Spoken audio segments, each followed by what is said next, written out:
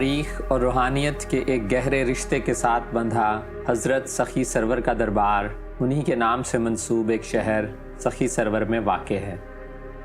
عرصہ دراز سے ہم لوگ فورٹ منرو تو جاتے رہے، لیکن راستے پر ہونے کے باوجود یہاں جانے کا اتفاق کبھی نہ ہوا۔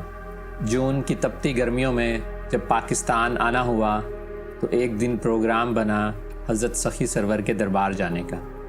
اس ویڈیو میں نہ صرف ہم دربار کی زیارت کریں گے بلکہ اس دربار کے اطراف میں پھیلے ہوئے کوہ سلیمان کے اس خوبصورت پہاڑی سلسلے کو بھی قریب سے دیکھیں گے۔ تو آئیے چلتے ہیں اپنی اس ویلاگ کی طرف۔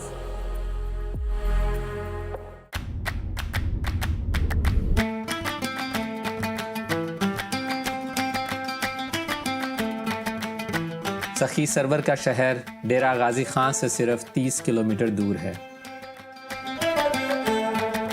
پہاڑوں کو کاٹ کاٹ کر بنائے گئے اس شہر میں آپ کو بلند و بالا عمارات نہیں بلکہ بیسک طریقے سے بنے ہوئے گھر نظر آئیں گے۔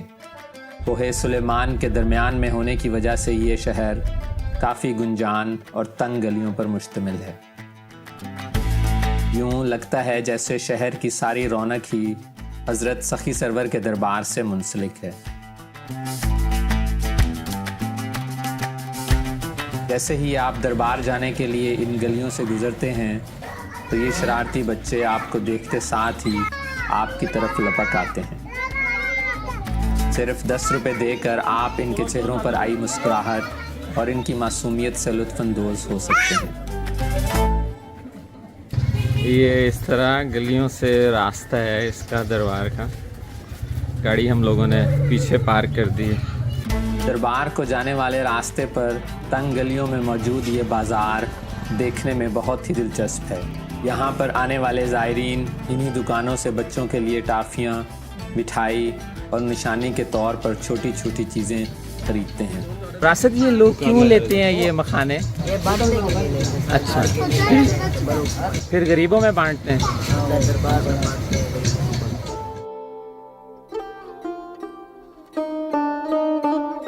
حضرت سخی سرور بلا شبہ بر صغیر کے ان چند علماء میں سے ایک ہیں جنہیں ایک دنیا جانتی ہے۔ آپ کی ریاضت و عبادت، بزرگی اور اخلاق سے متاثر ہو کر بر صغیر میں بے شمار لوگوں نے اسلام قبول کیا۔ گو کہ آپ کا اصل نام تو سید احمد سلطان تھا، لیکن آپ سخی سرور کے نام سے مشہور ہوئے۔ اس نام کی وجہ شہرت آپ کی دریا دلی تھی۔ جو کچھ آپ کے پاس آتا آپ اسے راہ خدا میں لٹا دیتے، حتیٰ کہ شادی میں ملنے والا جہیز بھی آپ نے غریبوں میں بانٹ دیا۔ سخی سرور کا یہ لقب آپ کو آپ کی انہی خوبیوں کی وجہ سے عطا ہوا۔ حضرت سخی سرور کا تعلق عرب سے تھا۔ آپ کے والد زین العابدین بغداد سے بر صغیر آئے اور ملتان کے قریب ایک گاؤں میں سکونت اختیار کی۔ حضرت سخی سرور نے اپنی جوانی کے ایام میں تلاش حق کے لیے عراق کی طرف سفر کیا اور وہاں پر سلسلہ طریقت کے 3 سلسلوں یعنی چشتیہ، سہروردیہ اور قادریہ سے فیض حاصل کیا۔ بغداد میں ہی آپ کا کچھ عرصہ عبد القادر جیلانی کی خدمت میں بھی گزرا۔ عراق سے واپسی پر آپ نے چند دن لاہور میں قیام فرمایا اور دریائے چناب کے قریب یاد الہی میں مشغول رہے، جہاں سے آپ کی بزرگی اور ولادیت کا چرچا ہر سو ہوا اور جو بھی حاجت مند وہاں آتا خالی ہاتھ نہ لوٹتا۔ ان کے نیچے 3 مزار ہیں سرکار کی۔ جب یہ سرکار کی مزار بنی تھی نا تب یہ ہوا کے لیے رکھی تھی۔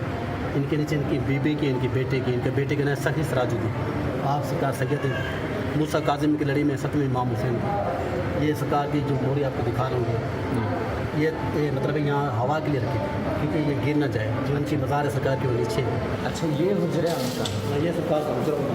اچھا، یہاں پہ سرکار بیٹھ کے بات کرتے ہیں۔ کچھ عرصہ قیام کے بعد آپ شاہ کوٹ میں موجود اپنے آبائی علاقے میں واپس تشریف لے آئے، لیکن خالازاد بھائیوں کی عداوت نے آپ کو ایک بار پھر یہاں سے ڈیرہ غازی خان میں موجود کوہ سلیمان کے دامن میں ایک جگہ پر جانے پر مجبور کر دیا۔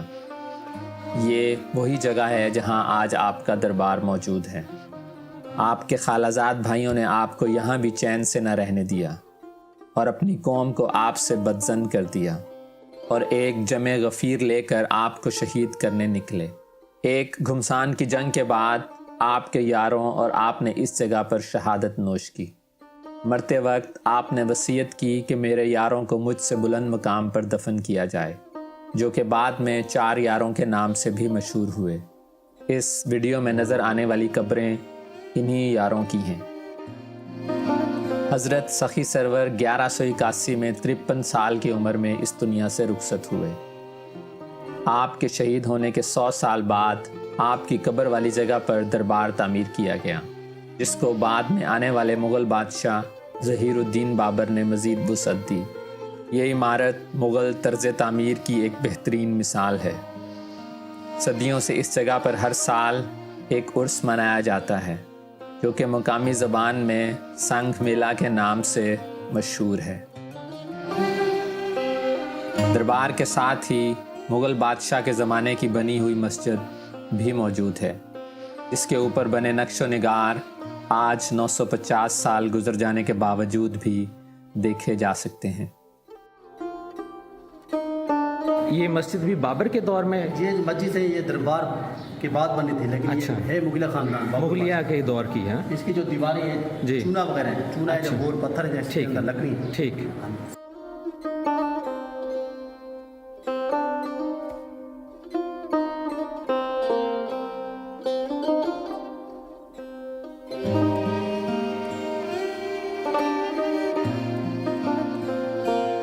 اور یہ مسافر خانہ ہے یا کیا ہے یہ؟ یہ سامنے مسافر خانہ ہے، یہ اچھا، مین انٹری گیٹ ہے۔ یہ سرکار کی دیگیں ہیں، یہ تب پکتی شہادت تک دن، یہ سال کے بعد ایک بار پکتی ہے، اس میں دلیا بھت پکتا ہے۔ اچھا، یہ جو دیگ اس میں تھوڑی آگ دیتے ہیں، دعا مانگتے پاک جاتی ہے، وہ جو دو ہے نا اس میں زیادہ آگ دیتے ہیں۔ اچھا، تو دور دراز سے لوگ آتے ہیں، وہ اس کا لنگر لے کے جاتے ہیں۔ اس میں ایک دن پکنے میں لگتی ہے، ایک دن پھر ایک دن ٹھنڈی ہوتی ہے۔ بڑی تیر جب امام جعفر کا ختم ہوتا ہے اس رات سرکار کی شہادت ہوتی ہے، تب یہ سرکار کا دیگ لنگر پکتا ہے۔ مطلب آپ لوگ کھولتے رہتے ہیں دھاگے؟ ہاں، کافی زیادہ ہوتے ہیں نا، پھر برے لگتے ہیں۔ ٹھیک، ہاں، لوگ صحیح محنت کے باندھ جاتے ہیں، یہ بننے یہ ان کے زمانے کا ہے یہ درخت؟ بیری کا درخت ان کے زمانے کا۔ اچھا، سرکار کا اچھا، یہ بیر ہے؟ یہ بیری کا درخت، ٹھیک، جن سے لوگ پاتر لے کے جاتے ہیں۔ بیری ہر کسی کا اپنا ایک عقیدہ ہے۔ دربار پر حاضری دینے کے بعد ہم لوگوں کی اگلی منزل تھی دربار کا عقبی حصہ، جہاں پر حضرت سخی سرور کے اپنے ہاتھوں سے بنایا ہوا کمرہ یا حجرہ ابھی بھی موجود ہے۔ یہ وہ جگہ تھی جہاں پر سخی سرور عبادت کیا کرتے تھے۔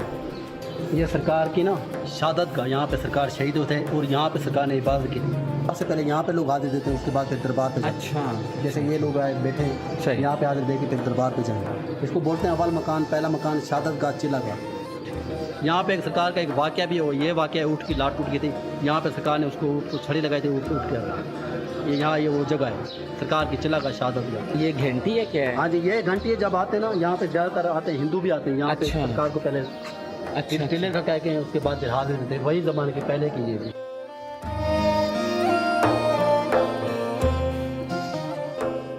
یہاں پہ آگے بالکل اندر چل کے اپنے دوستوں کو وہ ہاتھ کا نشان دکھاتے ہیں۔ آپ سرکار نے جو پہاڑ گرا تھا، عبادت کرتے تھے، وہ پہاڑ کو آدھا پہاڑ ہو گیا تھا، ابھی اس کے ہم کلوز آ گئے۔